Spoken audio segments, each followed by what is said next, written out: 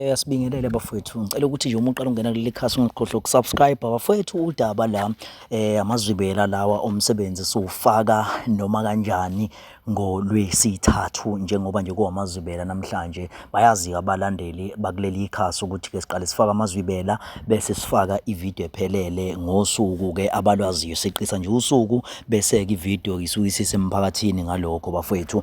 Nganza kwethu lapha ke kunodaba la esalungisa oluqondene ke nomfowethu besibhalelile obethi ke ubehlala ke nosisi wakhe. Lapha ke siphinde sathola izinto ke la ezihlukile kakhulu ngoba la umfowethu akasichazelanga la umfowethu konke ukuthi kanti ke umkhwenyana noma ke umuntu wakhe obamba nosisi wakhe uyena umthwele umsebenzi, bayazwana ukusho nje konke into ade ihamba kahle.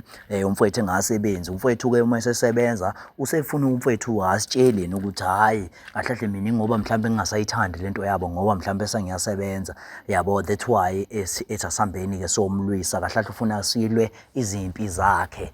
Ulwisa kahle izimpi zakhe ngathi. So sibese sihamba ke safika sakuthola ke lokhu ukuthi hayi umfowethu nje ube nomsindo ngoba esethola umsebenzi esesebenza efakwe futhi uyena ke futhi umuntu ngoba even ngisho izinto eziningi bezenzela uyena umuntu wakhe kasisi wakhe kodwa engasho lutho.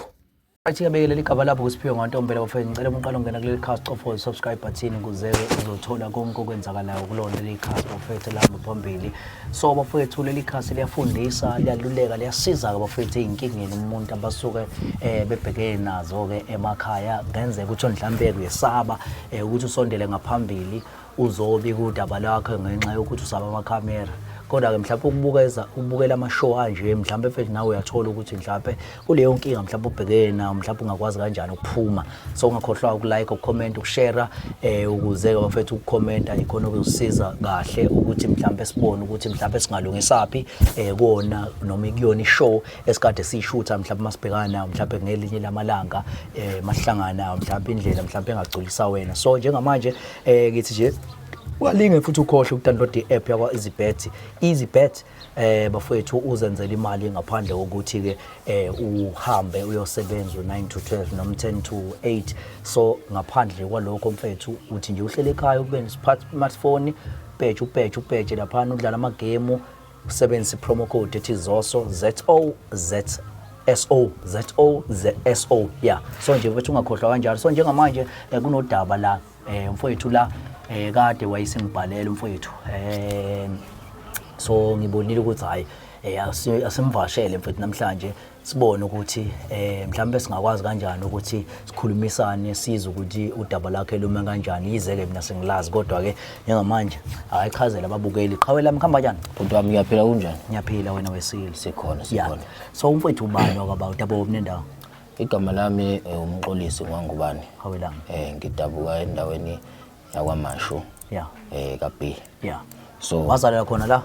Hayi angikaze ngizalelwe yila. Oh, wazalelwa? Ngazalelwa endaweni yaseMpangeni. Oh yeah. Umthetho. Hawu bakithi usaya nje khona? Hayi ukusayiwa khona. Yeah. Chazele mfethu ukuthi udaba lakho lumi kanjani? Udaba lami lalumi kanje. Kahle kunosisi wami engifuna ukuthi ningilekelele ukuthi nihambe niyongilandisa yena niyongifunisa yena lapho asahlala khona nendoda yakhe. So manje lokho kungiphatha kabi ukuthi ngathi kunomuntu ongavele ethathe nje usisi wakho avela uhlala naye ngaphandle ukuthi ayokhokha noma ayocela isihlobo esihle noma kwenziwe umuntu yabo. So kodwa ke lokho ke kudaleka ekutheni mina naye usisi wami mina kahle angena umuntu okhuluma kakhulu yabo, umuntu nje ophansi uyayibona le nto le. Kodwa into mangabe isuke ibhede true and kumele ukuthi ilungiseke futhi le nto ngendlela right ukuze sikwazi ukuthi sizwane siqhubeke siphambili yabo. So usisi wami kahle bengihlala naye la ekhaya njengoba sengasekho. Sashonelwa abazali so manje wabona ukuthi athole ithuba lokuthi avele azenzele noma yini. Angazi noma mhlawumbe ubebona ngesimo esiphila ngaphansi kwaso la ekhaya noma kanjani angazi. Kodwa manje ngizocela wena ukuthi Qhawe lami ukuthi uhambe uyongifunisa yena. Niphila ngaphansi kwasiphi isimo? Ekhaya kahle njengoba sashonelwa abazali. Bengingasebenzi mina. Shiya ke lokho ukuthi mhlambe umsebenzi ngisanda kuthola Yeah. kodwa nje akekho umuntu obesebenza yabo so besihlupheka ngakubeka kanjalo yeah Oh so ngifuna ukuthola la ukuthi wena uke wakhuluma naye. usisi wami ngeke ngakhuluma naye kodwa manje akangilaleli mina Yeah uthini.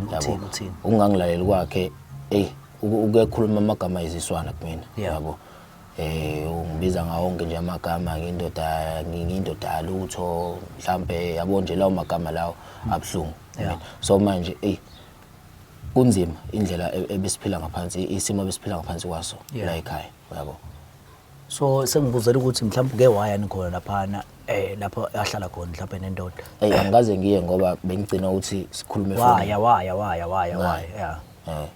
ukazi uyini lapho ahlala khona nendoda ngake ngaya khona yeah uyombheka kwasho ukuthi ayingangami yabo so kwenzakalani khona indlela eyenzakala ngakhona umfowethu wangikhipha ngendluzula yabo wangafuna ukuthi sihlale phansi sixoxe naye usisi wami wangangizwa yabo so wakhombisa nje ukuthi nje akangizwa sidalo mngana nsisi wakho umdala kunawe noma no usisi mncane kunami yeah ungemuva kunami mina ngimdala nje kunaye yeah hey manje abadala abekhona abadala bakini mhlawumbe ngawe phela udaba mhlawumbe ngawuqale walibeka kubona noma wabatshela balungisa yabo bakhona abantu abadala ekhaya ukuthi ke bahlala kude njengoba nje mfethu angazi ukuthi ngachaza ngizeni but nje abafuna ukungenelela kulezi zinto lezi zakithi nje kakhulu ngoba angathina abantu abayihlobo abantu abayihlobo ifethu osonina nihlala la ekhaya noma wakho nobaba wakho sahlala nje la ekhaya kunzima mfethu manje ube njani ke pho ikhula pho benizwana kanjani pho benizwana noma beninjani besizwana ukuthi nje umuntu ebengikwazi ukuthi ngimkhalime uma ngabe siza kulezi zinto lezi zomajola nokuhlupha abangani yayibona bengikwazi ukuthi ngimkhaliphe yabo kodwa manje ngiyabona ukuthi angazi noma mhlawumbe ngathi stage nabantu bebesho njalo banje stage nimi ngani umuntu obanje stage phela kuyashiyana ukubanje stage khona umuntu othothi mhlawumbe stage simbambe eseminyakeni esila mhlawumbe ku 1920 uyibona lo kodwa yena ngokomnyaka yakhe nje ula ko 22 ninja sikhona njani siyaphila hayibo ngiqolisa wena silungijwayela lapha usibiwe wena silungijwayela lapha uyasiplisa wena ungosiletha amakhamera la indaba usiplisa hayibo phakamisela mina umuntu wami usiplisa kanjani phakamisela mina usithola kabi indaba usithola kabi wena silungijwayela indaba usithola kabi indaba usithola kabi sonke maniba fethu ufuna ungena ungena uba wena ungena phakamisela mina umoya ungena olesi wena mani siswamenzani wenzani into lo ungijwayela kabi ungafika mina uzosiplisa ngijwayela kabi emva kwayo yonke into esimenzele yona lo esimenzeleni owazi ngicela mana fethu mana fethu wena usilima sentombazane wena usilima nawe isilima samfana wena unaka impilo yakho ngithemba uma kumele unaka impilo yakho yokulana nami ngilandela la manini bafethu mani siswama angithi yabo njengoba sizolungisa yona leyo nto leyo mani ungekho phela lo muntu athi yabona athi lakho ngithathela ummese manje awuyisolo lakho ngithathela ummese manje silitha umese lo muntu webheka uphamisela mina ummese lo uphamisela mina ummese phela kufunakala wena ngithaba afuna mina nama nakuphila kwakhe uyakho ngilandela ndoda isebenzi ndoda awufuna ke ngilandela ngikhohamba bese labantu bakho mukole ihambe nabo angibazi mina labantu uhlayeleni bayena lozongithatha ngishayele indaba yesilima wena bayena lozongithatha indaba yesilima kufanele ngithathe manje hambe nabo indaba yesilima angisona isilimo wena isilimo ngithahlukana nami nampilo yakho ndoda uyenzela ndoda leyo umhlali nomuntu omdala kangaka la ekhaya umuntu wami lo uyazi naye umnyaka nesihlale ndawonye manina silungiseni bafethu siswami mani inkinga wena ungijwayela kabona bheka wena hayibo mqolisa ushaba mqolisa Man fethu asikwazi sokhuzana nawe fethu yazo bra wami mana bafethu manini bafethu yabo ungijwayela kabi ayikho njengamanje into ezolunga la njengoba niqhubeka nje nenza kanje yabo ayikho into ezolunga njengamanje njengoba nokuqhubeka nenza kanje yabo so ukuthi ulalele mfethu ukuthi kwenzakala njengamanje sikwazi ukulungisa lento le yabo zohlonipha wena mfethu so njengamanje siswami ufuna wena ufunakala wena naye njengoba ngibona sibhalelile nje yabo so manje ubona ukuthi uzokwenza kanjani ngalokuthi ngoba manje umfowethu uyakufuna njengamanje umfowethu kini irongwa lento yenzayo wena ukuthi wena uvela uzoyiganisa la. Ufuna ngibuyele ekhaya? Angiyiganisanga uyazi yena ngaso ngabe ekhaya sesixakekile mina naye unangu besenzela yonke into umuntu wami esenzela yonke into yena uyazi namanje umfaka emsebenzini uyazi ukuthi ngihlala la futhi wengade lokho engincenga ethi ngisuka la ngiyamthathi ngeke ngikwazi ukusuka la ngoba vese uyasisiza lo muntu engizwana naye uyasiza kwayena ngisiza umfaka emsebenzini manje ulobe ngilandela ngisangamblock efoni ngathi akahlwane emphansi anaka impilo yakhe akafuni ukuwina impilo yakhe kodwa usothele ngisho umsebenzi yonke lento Wena right into yenzayo wena right into yenzayo wena. mina ngihappy la ngikhona ngihleli kahle yena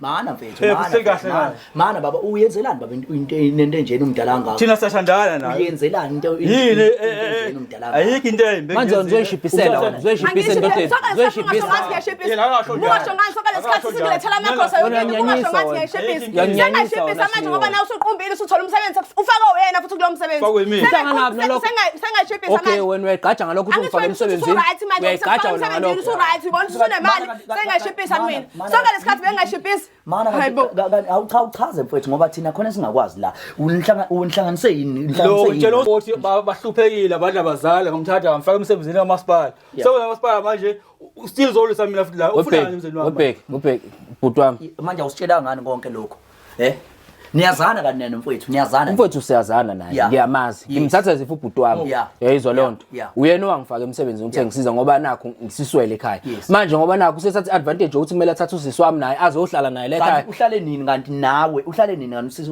umjitha naye kanti uhlale nini kade ahlala naye usini kade ahlala naye usini uyangithanda ile nto engicika ukuthi usisa manje kade ahlala naye ngoba sesebenza isizosisa manje awusiphume labantu bakhamba nabo phuma nabo manje ngikwazi ukuthi